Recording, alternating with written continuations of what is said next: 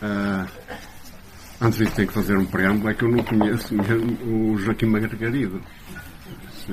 É assim. Este livro, estava a acabar de lhe dizer, ou disse-lhe há pouco, tem sido uma surpresa para mim e tem sido uma espécie de imperativo para onde eu vou tentar ser gente ou da terra de onde eu vou. Neste caso, o Margarido é diferente, porque eu fiquei surpreendido com uma crítica que o Margarido pôs no blog. Sim, fogo. Quem é esta pessoa? Né? E assim, na altura, depois ele foi ao bar e estava lá, e passámos-nos a conhecer. E na altura, até comecei a minha observação por a entrada do texto do Margarido. E depois vim aqui à Unicep e quem estava cá? O Margarido. E disse assim, olha, então, quer apresentar o livro aqui? Há de ser um dia. Eu, está bem, tenho muito gosto. Pronto, então, tudo aquilo que ele disse, eu sei que ele é enfermeiro, está a ter uma iniciativa fantástica no sítio onde trabalha, que é, o nome é Centro de Reabilitação do Norte. Ali em Valadares, que é a criação de uma biblioteca. Estão ali os meus livros, faltam depois eu arranjo. Para a biblioteca, mas é de arranjar mais. Esses são os meus. Portanto, e depois tem reparado que o Margarido é um homem de cultura. Ele está em todas, praticamente. Até Lisboa vai ver exposições e filmes. Quer dizer, se há pessoa que a cultura em si, é o Joaquim Margarido. Portanto, para mim é fantástico ter essa experiência e dar a conhecer às outras pessoas.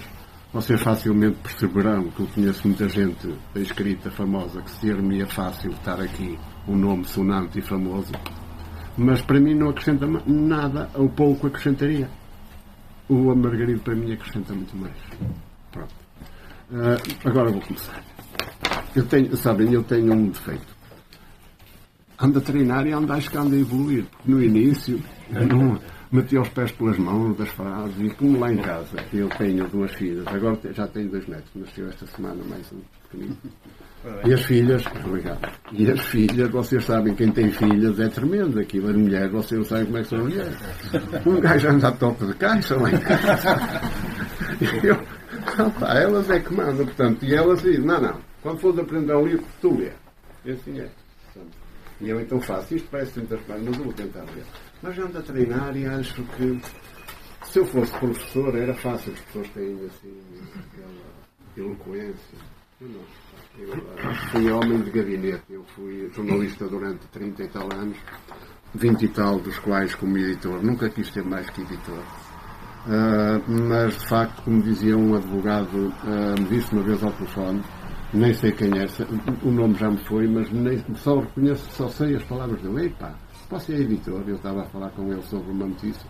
Epá, não me diga, é a pior profissão que há no mundo. E eu tinha razão. Não sei se é pior. Mas um gajo ter horas de entrar e não ter horas de sair. Um gajo entrar em casa, sair de casa e não ver as filhas, que elas já foram para a escola. Entrar em casa, não as ver porque elas estão a dormir. Né? É terrível, pronto. E depois ter editor de secções daquelas como o António Sousa, que está aqui, que é um camarada do JN, sabe? São daquelas chatas que têm que pensar, ou chamadas para a primeira página, ou manchetes. Pronto. Portanto, eu fui um de gabinete. Daí que eu vou começar agora. Agradeço muito a vossa presença, por terem decidido partilhar estes momentos comigo. Agradeço ao Joaquim Margarido que aceitou apresentar o livro. Como já disse, é um homem de cultura que encontrei por acaso há apenas algumas semanas e que anda por aí a espalhar cultura no seu blog Erros Meus, Má Fortuna, Amor Ardente. Agradeço à Unicep, na pessoa do incansável Rui, já disse, ele está sempre outro homem da cultura, ou da contracultura, como se queiramos dizer, porque mantém esta livraria como um ponto de resistência às letras fast food. Tipo chiclete que se mastiga e deita fora livros sem importância. Eu não estou a ser vaidoso, mas de facto eu depois falarei sobre o mundo editorial. Aliás, o primeiro convite que eu disse para apresentar o livro aqui já fiz, foi ele.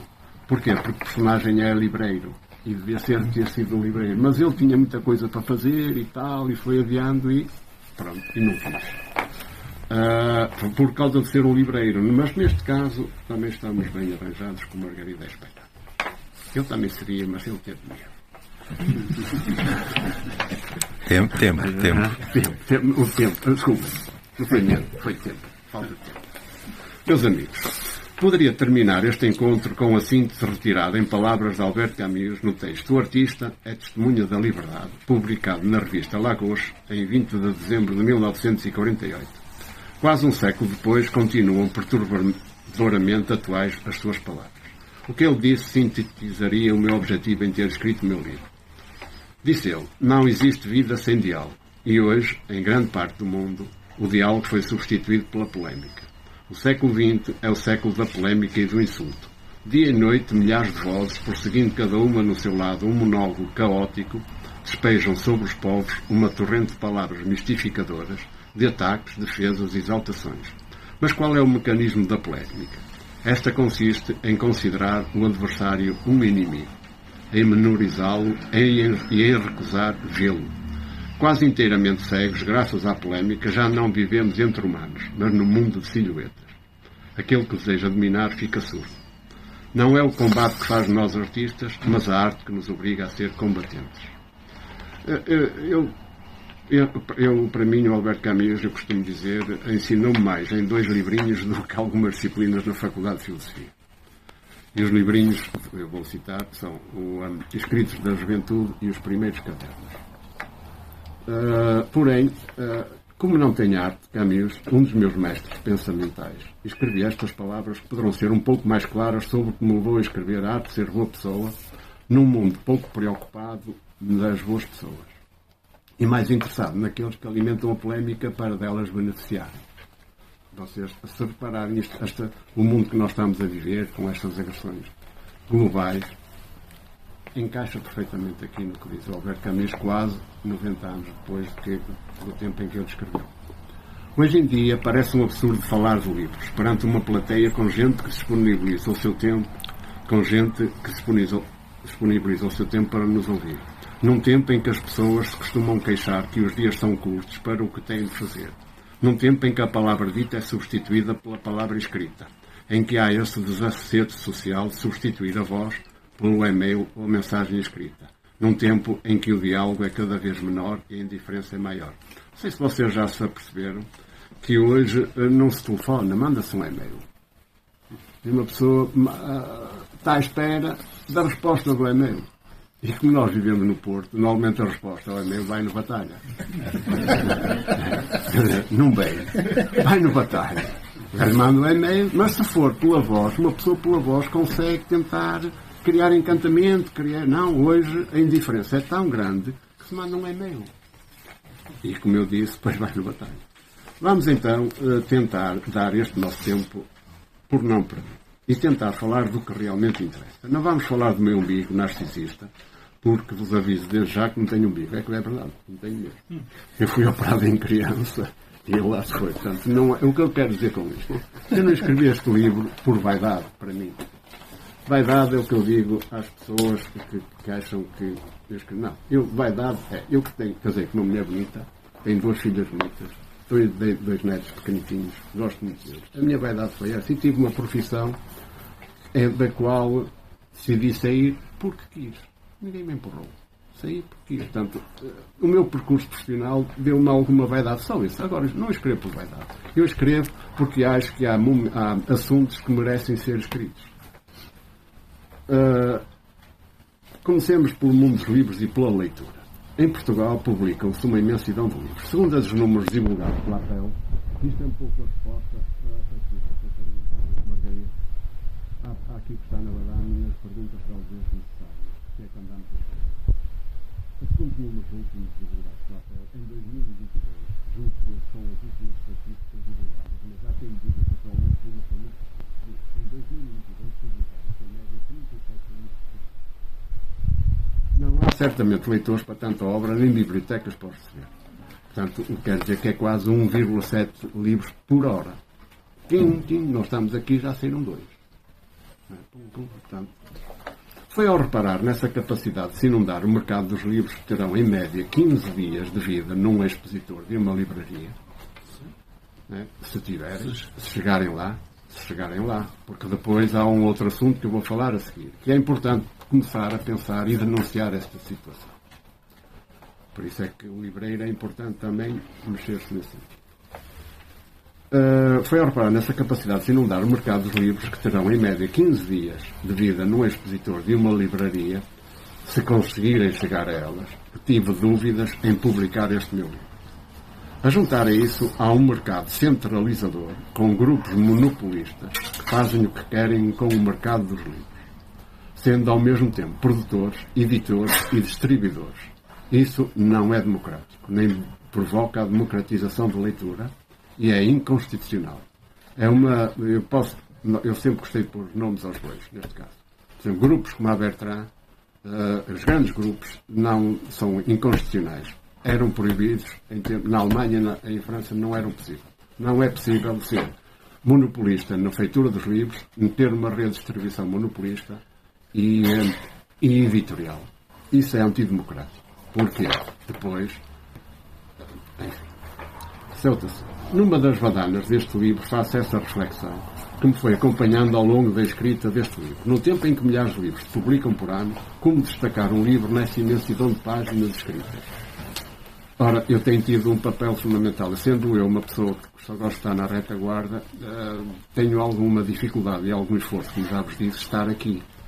Eu, ao estar aqui, é para tentar divulgar, não o livro, mas a mensagem que depois vou contar a seguir. Pela minha experiência, tenho destacado que as bibliotecas municipais, é verdade, e as pequenas livrarias, pequenas redes, que há uma rede de pequenas livrarias, têm um papel fundamental para a democratização do livro e da leitura, dando a conhecer muitos livros e autores a que os grupos monopolistas fecham portas. Além disso, tanto o livro publicado também me leva à pergunta: o que andamos a fazer com a importância das palavras? Andamos a escrever sobre o que realmente interessa? Sei que em cada leitor há um potencial de escritor. Mas porquê é que se gastam horas e horas a escrever, se na maioria das vezes o resultado final serve apenas para chegar a meia dúzia de familiares e amigos? E qual é a mensagem que queremos levar com ele? Andamos a escrever sobre o que realmente nos interessa. E o que é que interessa? Neste livro, o personagem principal da história é o Miguel Maria, o tal livreiro. Ele responde que interessa ao escritor tentar melhorar o mundo. Julgo que será essa a intenção da literatura, numa perspectiva mais macro literária. Eu penso que é essa. Eu acho que se deve escrever para tentar melhorar o mundo, e não para escrever livros com frases redondilhas, banais, como títulos assim, por exemplo, Prometo falhar. E depois, né? E depois, andamos, ele inventa umas frases e anda à volta, e depois aquilo não tem discernimento intelectual, não tem nada, mas prometo falhar. É só um título. Pronto. Na minha profissão de jornalista, tentar melhorar o mundo foi o que eu tentei fazer. Destacar o que nos devia interessar para tentar melhorar o mundo. Não sei se isso conseguirei com este livro, mas nele há algo que gostaria de destacar. Eu escrevi este livro para perturbar. Este livro foi o que mais trabalho me deu. Eu só escrevo quando quero. Quando saí do jornalismo aos 59 anos, foi assim: eu vou sair do jornalismo para ser livre. Não depender de ninguém, ser livre. Portanto, eu escrevo quando quero. Não tenho aquela loucura total de ter programa. Assim, quando se escreve um livro, tem que se ter uma metodologia, e é isso que eu faço. No inverno, no verão não. O calor é demasiado bom para uma pessoa estar amarrada a uma secretária 4, 5 horas. Para quê? Portanto, no verão, raramente escrevo. Mas no inverno, como posso ir, me detesto das... O sol não inspira. Não. No verão, eu até moro num sítio fixe. Portanto, este livro foi o que mais trabalho me deu. Foi-me inspirado por um desabafo de um amigo que um dia foi visitar a mãe a um lar, e ela lhe perguntou: quem és tu? Não és meu filho? Pois não. Ao escrever este livro, foi confrontado com uma realidade que nos devia preocupar: a demência. E fui refletindo sobre a doença e sobre a força gigantesca de quem cuida, quem vive com a demência. Às vezes não é só quem cuida com a demência, às vezes é quem cuida com a doença. Mas neste caso concreto é com a demência. Por isso, o principal personagem é também um cuidador. Outros haverá nas nossas vidas a mercê de destaque e a importância que não têm tido. Tanto é o carinho que esses cuidadores dispensam aos nossos idosos, seria de louvar e ser bem pago, mas não é. Ao escrever este livro, reparei nessa gigantesca evidência coletiva a mercê de reflexão. A importância que eu acho que este livro tem, pelo menos para a pequena. Em Portugal, cerca de 25% da população tem mais de 60 anos. Por pouco. Tem gente, mas já cheguei lá, já faço parte desses 25%. Não somos um país de velhos, mas eles andam aí e já são 1/4 da nossa população. São o espelho mais saudável, é verdade, de como a humanidade conseguiu prolongar o período de vida do ser humano. Mas esse prolongamento obriga a abrir janelas para o nosso entendimento e para trabalhar mais e bem melhor este problema. Porque nós, segundo as notícias últimas, somos o 4º país com mais idosos, segundo as estatísticas. Esse prolongamento da qualidade de vida obriga a abrir janelas para o nosso entendimento disso. Mais tempo de vida, mais necessidade de cuidar de quem começa a enfrentar a vida com debilidades intrínsecas à sua idade. E foi ao escrever este livro que me fui apercebendo que o mundo em que vivemos continua a trazer desequilíbrios sociais nada saudáveis. Foi ao escrever este livro que me apercebi que o prolongamento da nossa idade de vida leva a humanidade a exigir que pensemos nos sinais que nos estão a ser dados. Mais anos de vida exige, como disse, reflexão coletiva. Não é por acaso que as Nações Unidas definiram a nossa década, 2010, 2020, 2030, como a do envelhecimento saudável. Em Portugal, para mim, e pela experiência que eu tive, posso depois falar sobre isso, deve-se encarar com firmeza os desafios impostos e começarmos de vez a repensar o que é necessário fazer para que um idoso tenha dignidade no seu envelhecimento, quando as forças e o discernimento lhe faltam até o seu último adeus. Eu vou fazer aqui um parênteses para agradecer a presença do Nuno Cardoso, porque o Nuno Cardoso, nunca falei com ele sobre isso, só tenho andado através das plataformas. Tenho um conjunto de projetos de criação de residências para dar essa melhoria da qualidade de vida a quem necessita. Ao pensar na tristeza desse meu amigo, ao contar que a mãe não o reconheceu, pensei que a sua tristeza podia dar uma boa história. Poderia ser capaz de nos fazer refletir e, por complexo absurdo, encontrar nessa tristeza a força implacável da alegria tão necessária para seguir em frente na vida. A demência daquela mãe fez-me refletir e ela é a causa motora deste livro. Hoje reparo que não basta olhar para o fenómeno sem perceber a sua amplitude existencial com olhar coletivo. Fui reparando, então, ao escrever, que não vale a pena olhar-se apenas para os idosos, que é outro absurdo, aparente. É preciso preparar os filhos. Não se podem criar velhos saudáveis com novos a viver mal. Não se pode ter arte para se fazer pessoa com ordenados de miséria, com a pobreza aumentar. A desigualdade social é cancerígena e cada vai matando a arte de ser boa pessoa. Percebi que não basta tratar dos idosos se não se cuidar da vida dos mais novos, que na sua maioria desesperam com baixos salários. E os números realçam esse desespero social. Não vale a pena fugir à realidade. 20,1% dos portugueses estão em risco de pobreza e da exclusão social. Cerca de 1,7 milhões vivem com menos de 600 euros. Se é que alguém vive com apenas 600 euros. 70% dos pensionistas, lá está, como eu, somos perto de 3 milhões, já lá, e somos perto de 3 milhões, recebem menos de 1.000 euros mês. Felizmente eu estou fora disso. Desses, 5,3% das mulheres recebem entre 300 e 600 euros de pensão. Como se pode ter uma velhice digna? Se forem afetados pela demência e se for necessário apoio social, como é que eles podem pagar esse apoio social? Quem lhes paga os lares ou os serviços de saúde e cuidados primários? Se na maioria dos lares a mensalidade é superior a 1.500 euros. Eu, antes de apresentar o livro na Associação de Jornalistas, fiz um trabalho jornalístico que foi fazer um périplo pelos lares só em Gaia. E um deles perguntei, olha, eu tenho, menti, claro, tenho a minha mãe que tem uma demência. A pergunta foi, que tipo de demência? É ligeira. Então quanto é que custa o quarto? Olha, se for partilhado são 2.000 euros. Diga-me, quem é que tem 2.000 euros para pagar, ok, ser bem tratado, para prolongar um pouco a sua qualidade de vida? Quem tem? Portanto, não vale a pena estar a pensar.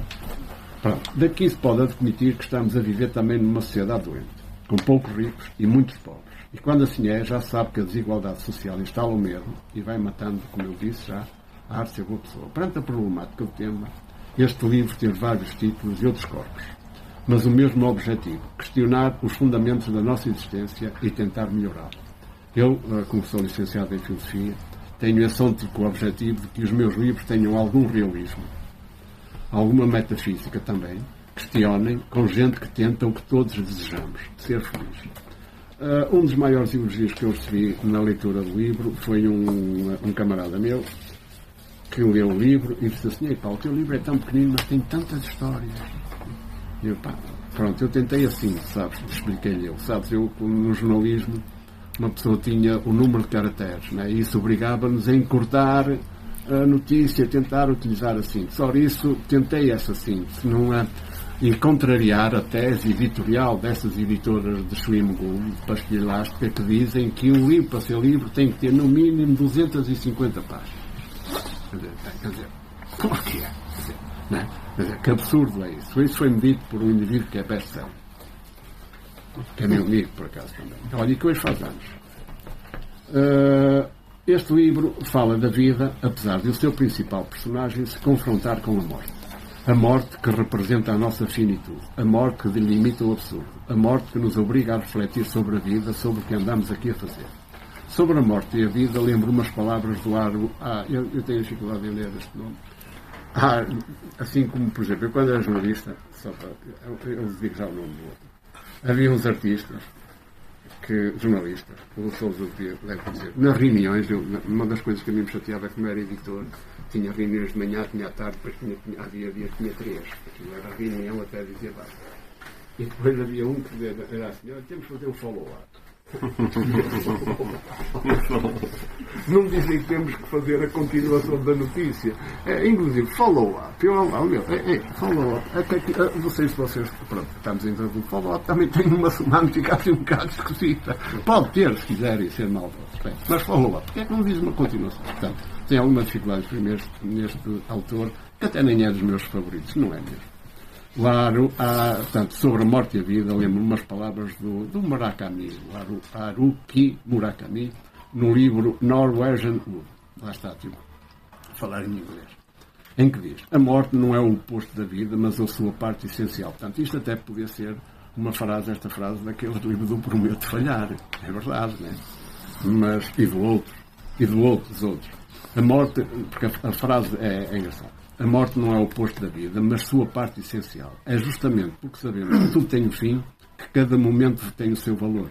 O medo de perder o que amamos ensina a amar de verdade, a viver de verdade. E no fim, a única coisa que podemos deixar para trás é o amor que demos e as memórias que criamos. O amor que demos, as memórias que criamos, levam-nos a uma justa reflexão. Se todos vamos morrer, porque é que não podemos ser boas pessoas? Não é? Tá. No livro foi apresentado por uma senhora que é psicóloga, e ela foi apresentada pelo Valdemar e por Ângela Ferraz, que é psicóloga, porque ela é psicóloga na Cruz Vermelha e tem um trabalho específico aqui com idosos no centro histórico, e ela teve uma frase engraçada. Aliás, teve duas, mas uma não teve coragem de dizer, mas eu vou-vos dizer aqui. Ela não teve coragem, mas eu disse, pelas minhas palavras que eu disse. Disse assim: olha, ser pobre e ser idoso é fodido. E ela: mas podias ter dito, Ângela. Não, mas eu disse: então, olha lá, porque é ser pobre e ser idoso. E ela disse outra coisa engraçada, porque há aqui uma passagem da mãe do Miguel no livro, que ela... Sabem que há um gajo que eu detesto, que é o Salazar. Tudo que eu puder aproveitar para chatear o Salazar, estou aqui. Estou, sempre. E então eu pus aqui uma cena em que a mãe, apesar de mente, o filho encontra a mãe a rir. A sorrir: oh mãe, porquê é que está a sorrir? E ela diz isto um pouco assim que eu disse aqui: porque é que se nós vamos para velhos, vamos morrer, porque é que eu disse: sabes, olha, está-me a lembrar dos ditadores. Os ditadores, quando forem velhosos, também vão andar de fralda. Não adianta, eles vão andar de fralda, como ela. Portanto, Portanto, porque é que eles têm que ser maus? Porque é que eles têm que ser ditadores que vão andar de fralda? Portanto, porque é que nós, se a vida, pá, a nossa vida é tão curta, né? E se calhar é comprida, mas porque é que nós não podemos tentar treinar a arte de ser boa pessoa? Neste livro dou o exemplo de uma boa pessoa, de facto. O livreiro Miguel enamorou-se pela sua bela Anique, uma linda bertã que encontrou numas vindimas em França. E perdeu-a. Pois, aqui há outra variável.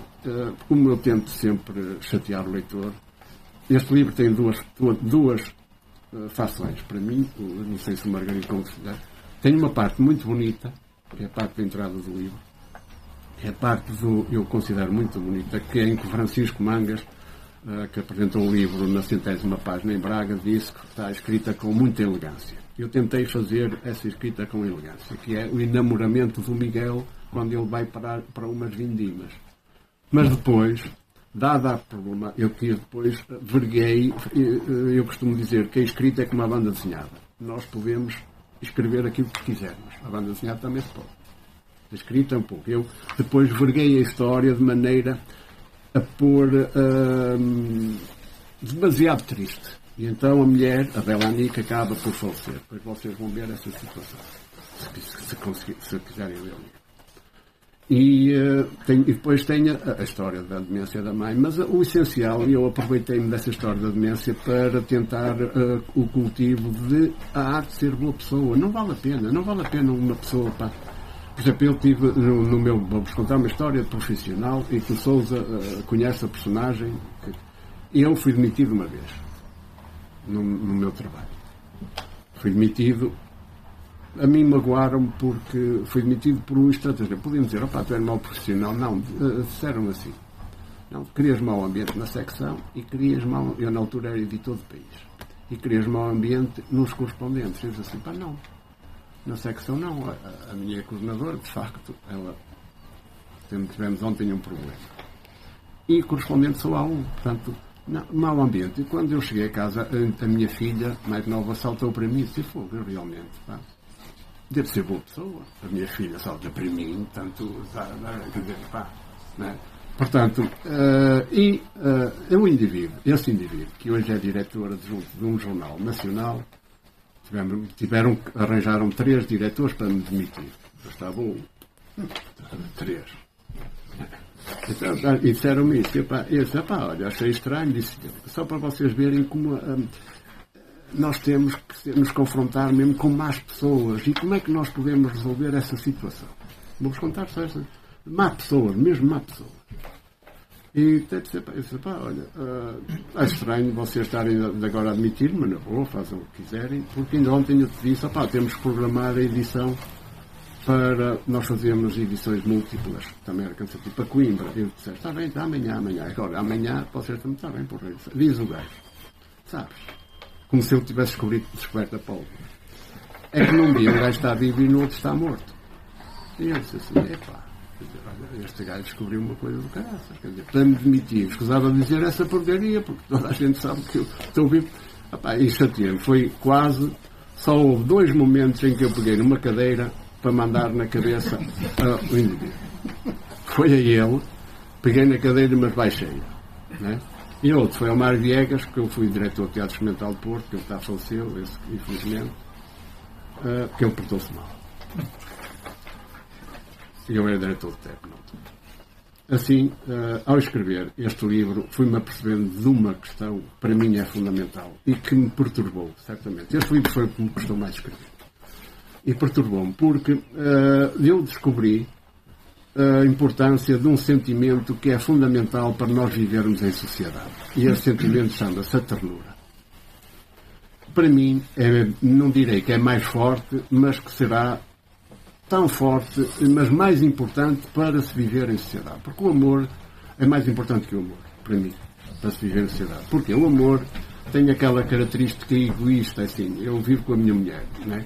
Dizer que eu amo outro, não, é verdade, eu amo a minha mulher, não é? Mas agora, tem ternura por toda a gente, não é? Porque é diferente, quer dizer, eu espalho ternura. O amor é egoísta, o amor tem uma componente, para mim.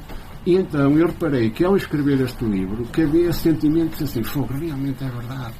o personagem foi-me cativando e ele foi-me envolvendo. Este gajo, desculpem o termo, ele não ama a mãe, ele tem uma ternura imensa pela mãe. Né? Ele chama-lhe amor, mas mais do que amor, ele tem uma ternura imensa. Ele penteia-lhe os cabelos na cama do hospital, ele está preocupado com ela. Ele tem mais que amor, ele tem uma ternura. Então eu percebi-me, e daí que este livro tivesse o título durante um tempo, tivesse para se chamar Com Ternura. Mas achei que era fraco. E então, como disse uma professora de português há 15 dias, quando apresentei o livro em São João da Madeira, ele disse-me assim, ela que disse, o Vítor tem arte para escrever títulos bonitos. Não sei se estes são títulos bonitos, mas eu tentei fazer como a minha professora de jornalismo, tentar fazer títulos que fossem chamativos, não sem aquela em que o leitor se sinta agarrado. Agora, este livro brinca um pouco com uma situação que o Margarido fala e que é a única coisa que está aqui que é verdade. Eu uma vez ia a caminhar, eu moro perto da Forada, à beira-rio, ia a caminhar entre Lavadores e Salgueiros. Ia a caminhar, um dia de manhã, e eu-se assim, olá vizinho. Olá vizinho. Tipo, tinha uma máscara, olá vizinho. Não me conhece, eu, com a máscara. Eu, pai, tu. Não, não sei o que, tal e tal. Nós estivemos a falar, eu não sei o que, vizinho. E há uma parte que vocês vão ler, que essa parte, eu sei assim, olha, isto é uma história, vou meter no livro. Que está aqui. Essa é a única parte, claro que eu tive que tesourar e cortar aqui. E ele tinha uma coisa engraçada. Levou, eu acompanhei, depois, agora vou ter que me ir embora. Eu tenho aqui um livro de autoajuda, diz ele, tenho aqui um livro que faz-me mesmo muito bem. Era um livrinho pequenininho, o título está cá, que eu pus o título. E pequenino, sim. Sabes, eu agora vou-me sentar num rochedo, vou ler e vou ficar calmo e sereno. Olha, está bem. Portanto, este livro, a arte de ser uma pessoa também é para gozar um pouco com esses livros de autoajuda.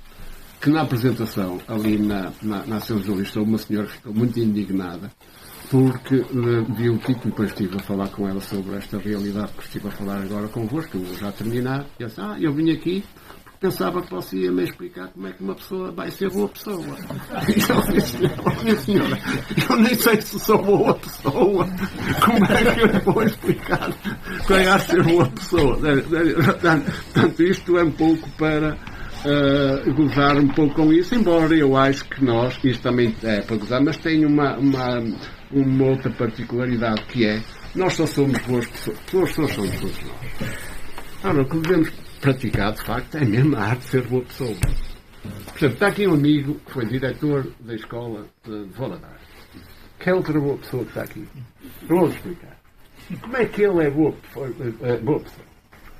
Todos os alunos, ele sabia, agora já não, sabia o nome de quase todos os alunos, que são quase, estamos a ver, a escola em Valadares, que é da secundária de Valadares, que é das melhores escolas de Gaia. Se não for a melhor. Por culpa dele. Está aí, ele está ali atrás, está no cerelinho, e é por culpa dele. Ele sabe o nome das crianças todas, os alunos, as minhas filhas andam lá, às vezes até ficamos lá, ele vem ter connosco, Ana, como vai? Não sei o quê. Se for a Ana, Joaquina, não sei o quê. Ele sabia o nome todo. E depois tinha uma preocupação. Praticava essa arte da boa pessoa, porque boas pessoas somos todos. Claro que gostaria muito que lessem este livro. E faço minhas as palavras do nosso Camilo Castelo Branco, para terminar, ao explicar o que queria quando escreveu Noites de Insónia oferecidas a quem não pôde dormir. Naquela altura em que os livros eram uma espécie de livros, né? Não havia televisão, não havia internet, não há Facebook, não há não sei o quê, eles tinham que ler. Então ele escreveu isto em fascículos. Ele disse que pretendia que essa sua obra perdurasse mais de 24 horas no espírito de quem a lê. Apoiando-me em Camilo, termino com um grande abraço e um gigantesco muito obrigado pela vossa presença. Muito mais poderia dizer, mas não quero desvendar o teor de um livro de síntese, que tem amor, tem paixão, fala sobre livros, fala sobre literatura, tem um crime, tem drama. Tanta coisa aqui em... Mas é que tem mesmo. Menos de 250. Mas é que tem mesmo, tem mesmo, tem tanta coisa.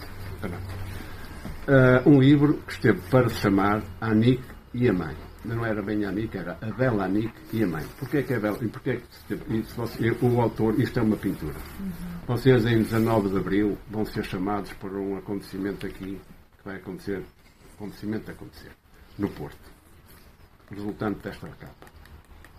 Esta capa foi um amigo, foi o Filipe Rodrigues, que é pintor, o grafismo é de Humberto Nelson, e está aqui a Bela Anique e a mãe. Tá? Ele fez a Bela Anique, que é o rosto da jovem e da mãe, o repuxo. Pronto. No próximo, e vai ser no dia, ficam a saber no dia o que é que vai ser. No próximo dia 19 de Abril. E vai ser no Porto. Um livro que esteve para se chamar A Bela Anique e a Mãe e que dedica a todos nós. Porque nós, um dia qualquer, seremos cuidadores de quem de nós precisa. No essencial, não sendo este livro um livro de autoajuda, julgo que é esta a mensagem que procurei transmitir. Cuidar com ternura faz bem. As boas pessoas sabem agir com ternura. Agir com ternura, para mim, é a arte de ser boa pessoa. Muito obrigado, Carlos.